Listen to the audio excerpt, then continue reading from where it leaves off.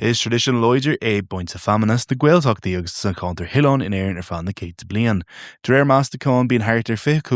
míle tonna den amman bhainte amach gach flian agus tugann fuór na femina ó bhaintí fianna. Cúmid go ilanrásí bhí bat an leithir meallan áitgur leir muid le nóil lí, bunaisir an cólach de frí tradiisiú na femina in éireann agus an tóir atá ar an blanda sa lá atá in Uán. Tá muid de bain feminine fiers na Hillán agus chuid is móg Connemara le fada agus tá sé wasa táchtach I bhaint leis cían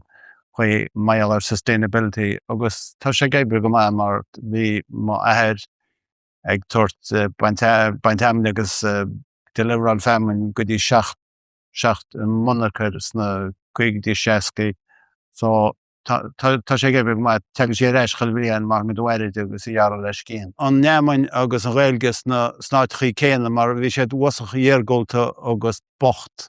agus dermas na 50 go dtí bhí seacht nuach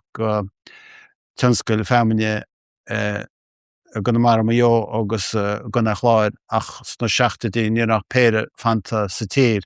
ceanna gilhéaran gona maras ceanna a gédóir so ní ran a réilge beo ach áit na dhéargóilta agus sinna tá sé tá ceangailt mór idir neamann agus réilge go sér céad bliain.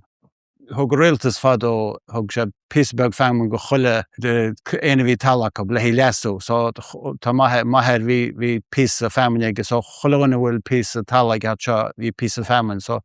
tá sé táchtach go bhhaine sé ag míte na háite go le míte na háite na ceirtaí femin. Tá muid sa leite mullan tá muid fiáir tá sé wasach dhéargóilta so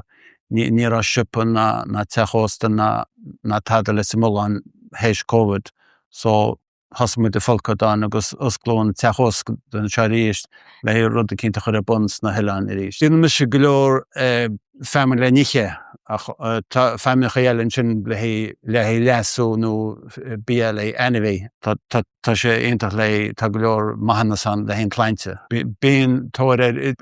chus mó tíreach eile, ní mór an dhéannas me néireann an Europe agus